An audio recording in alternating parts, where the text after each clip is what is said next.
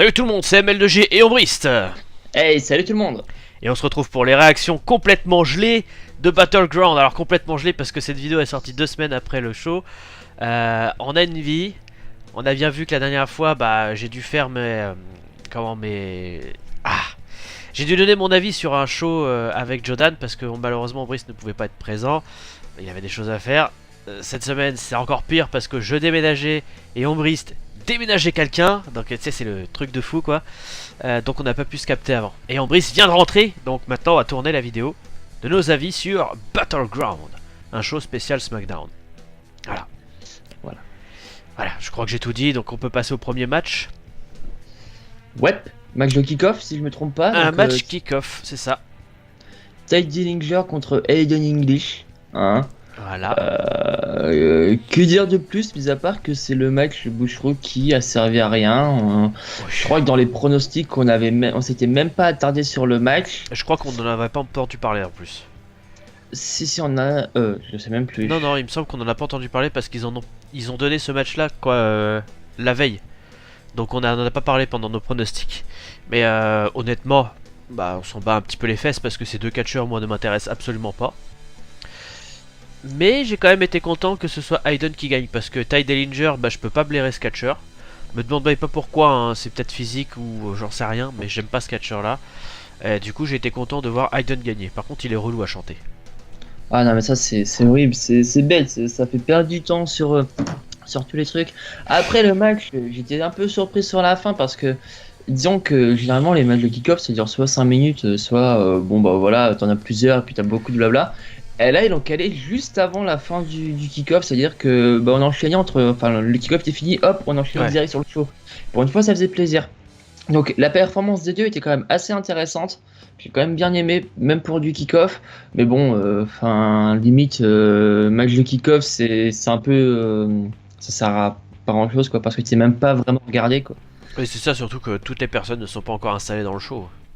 Voilà. Ah bon. Donc, je vais pas m'attarder plus. C'est un petit match qui fait plaisir. T'as le temps de te chauffer, t'as bouffé tout en attendant, mais c'est plus, quoi. Ouais, en gros, c'est ça. Bref, du coup, kick-off, ça reste du kick-off, quoi. Bref, maintenant on va passer au prochain match et c'était pour les ceintures de champion par équipe de SmackDown, les New Days contre les Usos. Alors, dans les pronostics, j'avais dit que les New Days gagneraient. Et dans les pronostics d'Ombrist, il disait que... ah, tiens, on voit les gros doigts là. Que les Usos gagneraient. Et au final, c'est les New Day qui ont gagné. J'en étais certain qu'ils allaient gagner parce qu'ils avaient géré leur match la dernière fois. Et là, il n'y avait pas de raison qu'ils gagnent pas leur match. Mais... je suis un peu comme Ombrist en fin de compte, j'aurais pas aimé les revoir champions, il y a d'autres catcheurs en équipe qui méritent grandement leur place. Les Usos sont très bons dans leur prestations, mais il doit y avoir d'autres catcheurs qui puissent gagner les ceintures parce que c'est bon.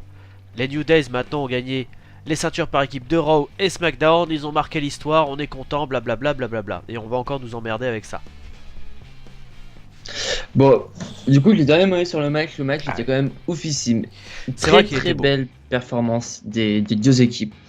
Et il faut quand même savoir que moi je suis vraiment dégoûté parce que sur la fin, les Usos avaient vraiment géré leur coup. Parce que faut quand même dire qu'ils ne se sont pas barrés, ils ont vraiment affronté les New Day avec des petits coups un peu pupus comme deux bons gros heels. Et il faut savoir que le match s'est terminé, je crois, sur un contre. D'une attaque, d'une attaque, on pourrait dire, des deux Usos, donc sur les membres du New Day. En fait, normalement, il y avait du coup Jamie Edgley qui allait s'attaquer à Kofi Kingston. Et je crois que du coup, il y a eu un contre. Et c'est Xavier Woods et Kofi qui ont enchaîné pour se occuper des deux. Pour pouvoir ensuite faire le tomber et gagner le match. C'est comme ça que ça s'est fini. Bon, c'est vrai que la manière que j'explique, c'est un peu compliqué à voir. Mais il y en avait un chaque extrémité des cordes. Ils ont sauté. Et puis, allez, c'est bon, emballer, c'est pesé. Donc la fin était quand même bien foutue. Ouais. Moi j'étais dégoûté, mais par contre je tiens à souligner quelque chose qui m'a fait quand même vachement plaisir, c'est que quand c'est Xavier Woods et Kofi Kingston qui sont à catcher et que c'est du coup Biggie qui est en côté manager, ils ne touchent pas aux adversaires. Il reste là, il bouge pas, il fait pas coup de pute comme Xavier Woods ou comme quelqu'un d'autre. Et ça franchement ça m'a fait plaisir, c'est que le New Day a gagné en legit. Il n'y a pas eu de il y a peu de coups bas de Biggie par exemple qui fait hop une petite prise cachée et hop l'arbitre il m'a pas vu ou quelque chose comme ça. Et rien que ça m'a fait plaisir et du coup je me dis tiens le New Day a quand même gagné de son côté sans vraiment aucune supercherie, c'était vraiment du 2v2. Donc ça me va quand même si bah du coup à chaud j'étais dégoûté, je lui ai envoyé Voilà. des messages à Emmanuel, ah c'est quoi ce fils de... Ouais. Voilà. J'étais très salé, hein, très salé. Mais disons qu'avec du recul, bon bah on va voir ce que ça va donner, sachant que à mon avis à SummerSlam ça va défendre, va y avoir la revanche. Oui. On va voir à SummerSlam. Enfin bref, voilà pour le match qui a bien commencé le show. Il a vraiment bien Oui. commencé Battleground. C'était le match. Bah direct, un changement de titre, ça fait toujours plaisir d'entrer. Bon, ça dépend pour qui on était de base, donc ça fait plaisir ou pas, mais ça fait toujours plaisir. Bref. Du coup, le prochain match, c'était Nakamura contre Corbin. Et bah, c'est le genre de match qui m'intéressait pas plus que ça en fait. Parce que bon, Nakamura, on en a beaucoup parlé finalement quand je le vois catcher, bah c'est pas un truc de ouf. Hein. Et bah Corbin, par contre, je l'aime bien Corbin. Tu vois, il a de la prestance, il est stylé, il est bourrin. J'aime bien les catcheurs bourrins.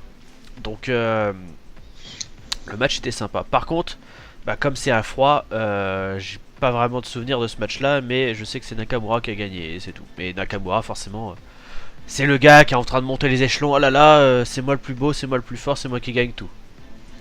Donc bon. Alors Shinsuke Nakamura contre Baron Corbin. Alors un match qui a été très long à se mettre en place. Tout début, on pensait que ça allait être un gros bourrinage de Corbin sur Nakamura et que Nakamura allait enfin répondre en mode c'est bon, tu m'énerves. Mais non, ça a commencé avec Baron Corbin qui s'attaquait à Nakamura, à peu près normal. Puis les deux répondaient coup sur coup, généralement. Puis on a eu le fameux moment où Nakamura s'est révélé, il nous a sorti son jeu de jambes qu'il utilise tant, hein, parce que bon, Voilà. moi, je trouve qu'il a un sacré jeu de jambes quand même au niveau du catch Nakamura. C'est à peu près tout ce qu'il a, je trouve. Oui. Excusez-moi les grands fans de Nakamura, mais pour l'instant, le seul truc que je kiffe chez Nakamura, c'est son intro. Voilà. Et puis la dernière prise qu'il a fait, il a failli briser le cou de quelqu'un, donc bon. Voilà, ça j'ai pas encore vu, mais faut que je vois ça justement parce que ça a l'air intéressant. Franchement, j'ai mal au cœur. Hein. Ah oui. Donc suite à ça, on avait du coup Baron Corbin qui a bien repris l'avantage.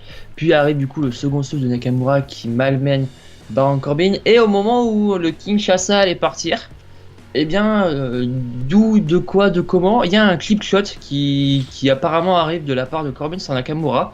Alors moi, je l'ai vu plus au niveau des genoux qu'au niveau des balls, hein. Mais du coup, eh bien, Shinsuke Nakamura a gagné suite à la disqualification de Baron Corbin. Donc suite à ça, Corbin s'en va, Nakamura fait sa victoire. Bien sûr, Corbin revient, fait du coup son finisher sur Nakamura, il s'en barre en mode t'as peut-être gagné, mais c'est toujours marqué debout quoi. Tu vois, je m'en souvenais plus. Excellent. Bon bah du coup on va passer au prochain match, je te laisse l'annoncer.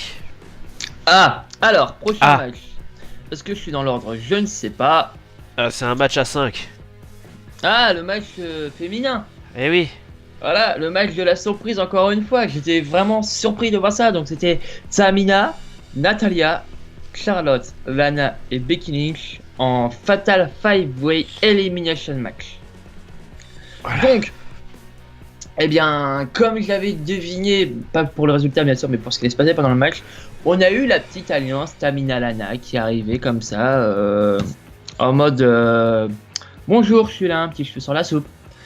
Donc ils sont arrivés, ils sont pas mal attaqués à Charlotte et Becky Lynch. Bon, Natalia, par moment, on voyait pas trop où elle était, ce qu'elle faisait. Et en fait, le match, du coup, bon bah, je te laisse dire la gagnante. Et bah la gagnante c'est Natalia. Voilà. Et du Voilà. coup, est-ce que tu te souviens du match? Sinon, je le Alors explique. je me souviens pas du match, mais je me souviens que c'est Tamina qui s'est fait éliminer en première, alors que moi je l'avais mis vainqueur parce que bah, oui Tamina le mérite. Natalia aussi tu me diras, mais bon. Et bah, après je me souviens plus vraiment du déroulement du match, je sais juste qu'à la fin on a eu un Becky Lynch Natalia il me semble. Non. Ouais, non c'était Charlotte. C'était Charlotte Natalia parce qu'en Ouais. fait, faut savoir que Becky Lynch du coup avait encore une fois carburé pendant le match. Elle a éliminé avec son disarmeur Tamina, puis après a chopé Lana, elle lui a ressorti un disarmeur. Puis ensuite c'est Natalia qui est arrivée avec une soumission sur Becky Lynch ou un tombé, je sais plus. Et du coup après ça a fait un Charlotte Natalia et par surprise c'est Natalia qui a gagné. Et j'étais content parce que je ne voulais pas revoir Charlotte sur le devant pour l'instant. Charlotte, ouais, on va la mettre de côté s'il vous plaît, hein, parce que bon, ça va aller. C'est pas parce que c'est une flair que. Ah non, non, il faut que. Oui, Bref, ça va aller. elle est talentueuse, mais. Puis on l'a déjà vu toute nue, elle est pas terrible, hein. Je dis Voilà. ça, je dis rien. Hein. Bon, non, dis rien, on va Voilà, présenter et bon, la c'est pas grave, activité, hein, et tété, baiser, hein. Bon, c'est Natalia qui a gagné, du coup, on va passer au prochain match, on va pas débattre trop longtemps là-dessus. Mais le match était sympa. Ouais. On a eu un match pour le titre US Edge Style contre Kevin Owens. Et donc Edge Style avait fait la surprise en gagnant le titre US lors d'un show à Madison Square Garden non télévisé. Donc moi je trouve ça un peu étrange de faire gagner les catcheurs en dehors de la télévision parce que tu regardes SmackDown, c'est Kevin Owens le champion, tu regardes le SmackDown de la semaine d'après, c'est Edge Styles le champion, tu fais what? Et du coup bon t'as quand même l'histoire derrière qui se déroule, qui t'explique comment Edge Styles a gagné la ceinture, etc. Donc Kevin Owens énervé, il dit bah voilà je vais quand même me battre contre lui à Battleground. Et il lui a mis une branlée. Kevin Owens a gagné le titre.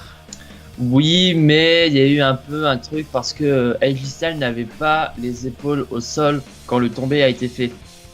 C'est ce qu'il faut se dire, c'est que Kevin Owens a fait le tombé, mais l'arbitre l'a mal regardé, il avait une épaule levée. Et ça, on l'a tous vu de toute façon, on l'a tous vu.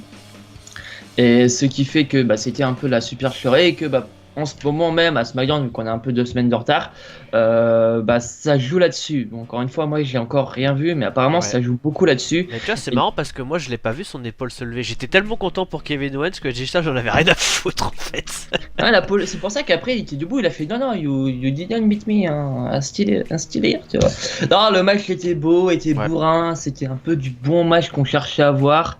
Donc pas déçu du match, bien que bah moi, enfin Exista Kevin Owens, ça me saoule un peu. Ouais. Moi comme je dis j'aime bien quand c'est différent, quand ça change. Donc pour l'instant la WWE je suis pas très servi là-dessus. Non, Hein. parce que on a comme le même scénario que Neville Harris, hein, donc bon, Voilà exactement. c'est la Et même. il faut se dire que là du coup on a au moins Exista qui est 2 voire 3 fois champion US et En même un pas- mois, Ah, en voilà, un mois, cet enculé en quoi. un mois. Donc C'est nappe, c'est nappe. voilà, Sur son CV, il va y avoir marqué ouais, j'ai été 5 fois champion US. Ah ouais, mais j'ai été 3 fois pendant un mois quoi. Ok. Pas surtout sérieux tout ça. qu'après après ça, il va plus avoir son titre et puis il va être sur le banc de touche en mode ah, je me souviens à l'époque où j'étais 3 fois champion US. C'était magnifique, c'était beau, mais non, bah, c'est nul. Et puis bah voilà, du coup, moi je dis suivant. Hein. Bah ouais, il y a d'autres personnes qui méritent le titre US aussi, donc bon. Comme Kevin Owens, par exemple. Je dis ça, j'ai rien. Bref, du coup, très bon match. Le prochain match, c'est un match avec une stipulation qu'on n'avait pas vue depuis longtemps, c'est un flag match. Donc on avait du Rusev contre du Cena. Et Rusev venait de revenir à la WWE après une blessure, donc ça faisait longtemps qu'on l'avait pas vu catcher. Et Cena pareil, bien qu'on l'avait vu catcher avant que Rusev ne revienne, enfin avant que Rusev part en blessure. Voilà, c'est le drapeau américain contre le drapeau bulgare. C'est la WWE, comment voulez-vous qu'un drapeau bulgare puisse être maintenu en l'air? C'est pas possible. C'est la WWE, donc c'est les États-Unis d'Amérique qui ont gagné. Donc c'est John Cena qui a gagné en levant son drapeau américain. Et évidemment, j'ai trouvé ce match nul à chier, mais du début à la fin. Non, Vraiment. je dirais pas jusque là parce que Rousseff a quand même bien joué, a quand même bien géré. Et John Cena était pas si, enfin, était pas tant dans la facilité, enfin dans la facilité, dans le, ouais, dans la facilité. Hein. C'est que il a quand même bien galéré. Et puis c'est quand justement Rousseff allait gagner, c'est oh mon Dieu, il y a la main de Cena qui bloque le drapeau. Comment c'est possible? Racontez-moi, Jamy. Et Oh bah là là. oui, John Cena est le gentil. Et comme c'est le gentil, et bah le méchant bulgare, il pourra pas gagner en Amérique. Surtout quand le match a été dessiné le jour de la fête de l'indépendance. Comment un bulgare pourrait gagner? Et bah c'est pas possible. Et bah non. du coup, bah Cena a gagné. Et encore une fois, ça m'a fait chier parce que Rousseff avait bien géré le coup. de manière assez correcte. Et le match, je l'ai bien aimé dans le fond parce qu'en plus, un flag match était rare. Et ils avaient un petit peu changé la stipulation parce que normalement, le flag match, tu retires simplement le drapeau. Mais là, il fallait que tu le retires, que tu l'amènes au bout de la rampe et que tu l'accroches sur son socle. Pourquoi pas? Rousseff, du coup, lui, a quand même perdu pas mal de temps à vouloir faire passer Cena à travers les tables. Donc au final, c'est quoi la règle de la WWE? C'est que si tu installes un piège, c'est toi qui te le prends. Voilà, donc en gros, Voilà. le pauvre Rousseff a pris un F5, un FU, pardon. Un ou double A. Ouais, un double FU, moi je dis fuck you, c'est tout. Il s'est pris un fuck you à travers la table. Voilà. Donc, du coup, c'est Rip Rousseff.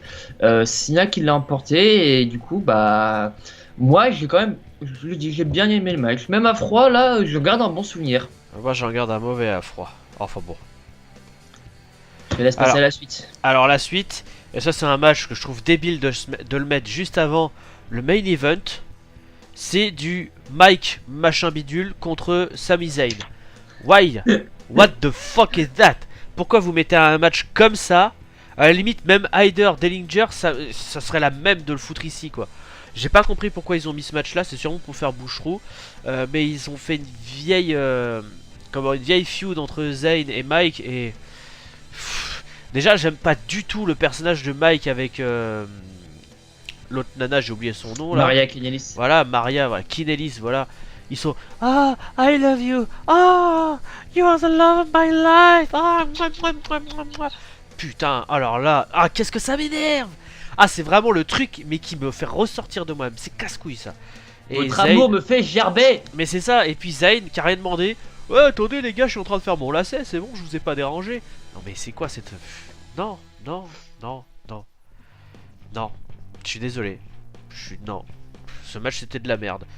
Bon, Zayn a gagné, heureusement, mais ce match était de la merde. Voilà. Est-ce que t'as quelque chose à ajouter, monsieur?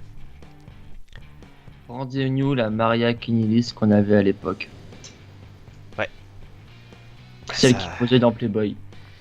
Ouais, tu peux toujours la trouver dans Playboy. Ouais, 2006. Ah, enfin bon, bref, bah du coup on va pas rester 107 ans sur ce match, on va passer au dernier match qui m'intéressait le plus. C'était le match pour le titre de la WWE. Randy Orton contre Jinder Mahal dans un Punjabi Prison Match. Je te laisse en parler direct, parce que je sais que t'as beaucoup de choses à dire. Ah, c'était ouf. Voilà, c'est tout. Sachant que c'était le 3ème Punjabi match de l'histoire, c'est ce qu'il faut se dire déjà de base. Et que en plus de ça, pour une fois, pour une fois non, c'est qu'on avait encore une fois donc une personne indienne dans le match. Parce qu'il faut quand même se dire que du coup, Battleground, c'était c'était le Maharaja qui était champion et que Orton a encore fait chier pour avoir le titre. Et du coup, ça rappelle quand même pas mal de souvenirs le fait de revoir un Punjabi Prison Match. Ouais. Donc moi, j'ai quand même kiffé parce que ça me rappelait quand même No Mercy 2007 avec Batista contre Greg Khali. Donc qui était le second Punjabi match de l'histoire. Et il y avait quand même aussi, je crois, au Great American Bash, Greg Khali Taker ou un truc comme ça, ou Big Show Taker, parce qu'en fait Greg Khali était blessé à ce moment-là, ils avaient remplacé du coup Khali par Big Show. Et il faut savoir que dans ces deux matchs-là, je crois que ça n'avait pas été remporté par une personne indienne. J'ai un doute, je sais que c'est Taker qui a gagné celui contre Big Show, mais que le Batista Khali, j'ai un doute. Mais en tout cas, ça m'a rappelé ces matchs-là et j'ai fait oh, enfin. Et pour la petite anecdote d'ailleurs, parce que je vais te couper, j'ai regardé Battleground avec mon frère. C'est avec mon frère que je regardais le catch à l'époque. Et il avait arrêté de regarder les catch pendant longtemps, mais vraiment très longtemps. Et quand il a vu qu'il y avait un Punjabi Prison Match, ça lui a directement fait penser à Great Khali. Alors que Great Khali ça date d'il y a longtemps quand même. Et grâce à ce pay-per-view là, bon déjà, il a été un petit peu énervé de voir le résultat. Parce que pour lui Randy Orton c'est son catcheur préféré. Donc on le cache pas, c'est Jinder Mahal qui a gagné le match, on dira après comment, mais donc il était un petit peu énervé, il a fait de toute façon c'est de la merde la WWE, je leur pisse au cul. Allez, il était énervé. Sauf qu'aujourd'hui, il m'a dit ouais, j'ai re-regardé le catch, maintenant je re-regarde. Et il a fond dedans. Voilà. Bien. Donc bon, ça c'était la petite anecdote. Et du coup, bah, je te laisse parler de comment ils ont... Enfin, comment Jinder Mahal a gagné ce match. Donc, je vais revenir un peu du coup au commencement. D'abord, il y a eu le Big Bang. Non, je rigole. Bon, on va aller pour le début du match. On a eu du coup. Donc Alors, au c'est mon début. papa et ma maman se sont rencontrés. Ah, Puis pas il a encore, mis non. Two. Et voilà. Puis après, je suis sorti 9 mois plus tard. Donc, faut savoir que pour que j'avais le premier match, c'était d'abord un match en cage, style. Un peu du style des styles cage match, sauf que tu peux du coup ouvrir une des 4 portes qu'il y a à chaque extrémité. Pour pouvoir sortir, mais il faut savoir que quand tu décides d'ouvrir la porte, t'as que 60 secondes pour sortir, et sinon la porte se ferme définitivement. Donc une fois les 4 portes fermées, ton seul choix est de passer au-dessus de la cage. Donc une fois que tu as passé ça, il faut repasser une deuxième barrière, et une fois que la deuxième barrière est grimpée, tu peux sortir et gagner le match. Donc il faut savoir que c'est Jinder Mahal, le premier à être sorti du coup de la cage en 4 là.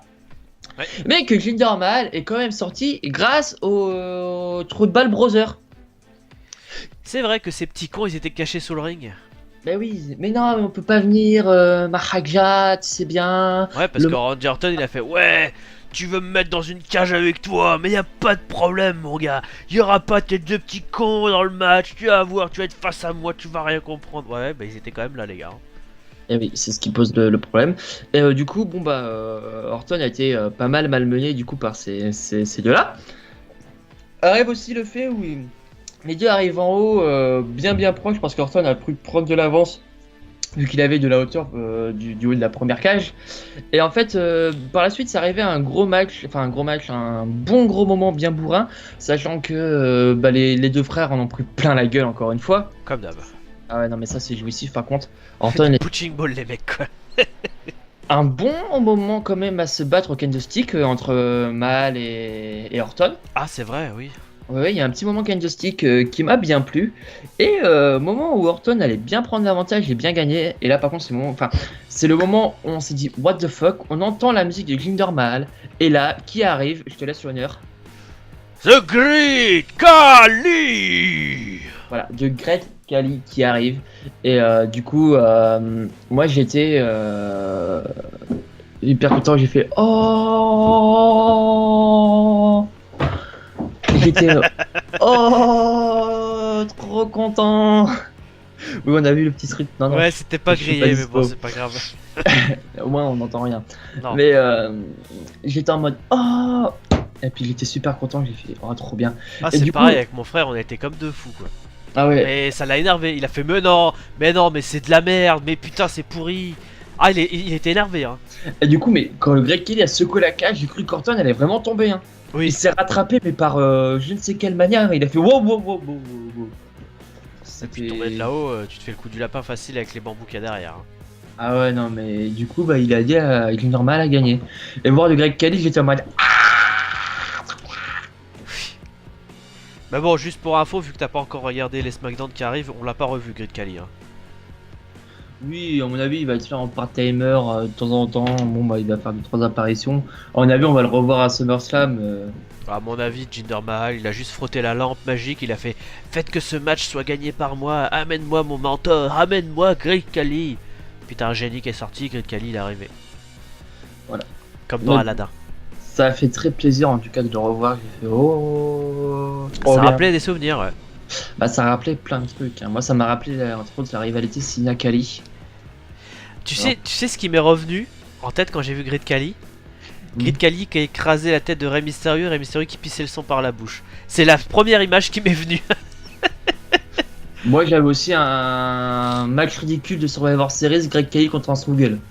Ah, mais je l'ai pas vu celui-là, j'avais arrêté de regarder le catch à ce moment-là. Ouais, bah heureusement, enfin non, mais encore il date, mais je crois que c'est 2008 ou une connerie comme ça. Mais ouais, bah je regardais plus. C'est de la grosse merde, c'est de la grosse merde. Mais moi, ça m'a rappelé plein de conneries comme ça, mais ça m'a rappelé quand j'étais gosse simplement. Et puis, bah, si la WWE continue à jouer avec ma nostalgie, sachant que c'est un truc qui est super enfin que moi j'adore, et ben voilà, je suis content.